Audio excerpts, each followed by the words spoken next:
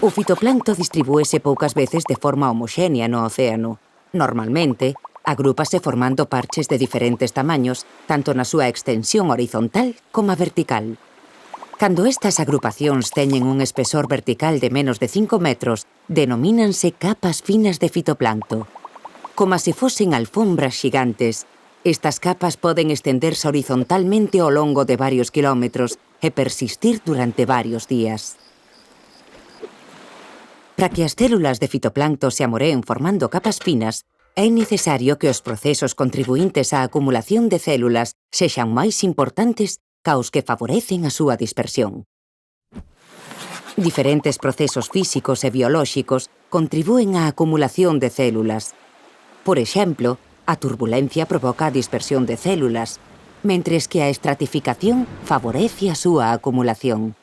En ocasións, as células afúndense de forma pasiva ata a profundidade na que alcanzan unha flotabilidade neutra.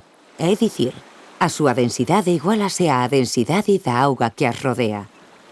Por outro lado, a agregación de células permite optimizar as estrategias de defensa, por exemplo, mediante a formación de moco para manter as células unidas e non ser devoradas facilmente, ou mediante a produción de velenos para disuadir os predadores.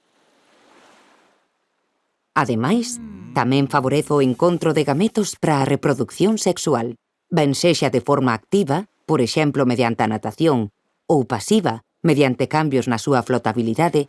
Cada especie procura agregarse nunha profundidade de compromiso onde poden cubrir as súas necesidades de luz e de nutrientes. Deste xeito, as capas finas actúan como un oasis para as células, xa que lles proporcionan as condicións favorables para aumentar a súa supervivencia e reproducción.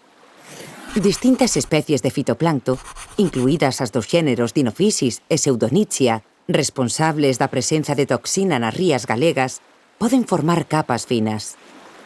Estas agregacións poden servir de escondedoiros para as especies tóxicas que desta maneira poden pasar desapercibidas polos sistemas tradicionais de mostraxe que xeralmente teñen insuficiente resolución vertical.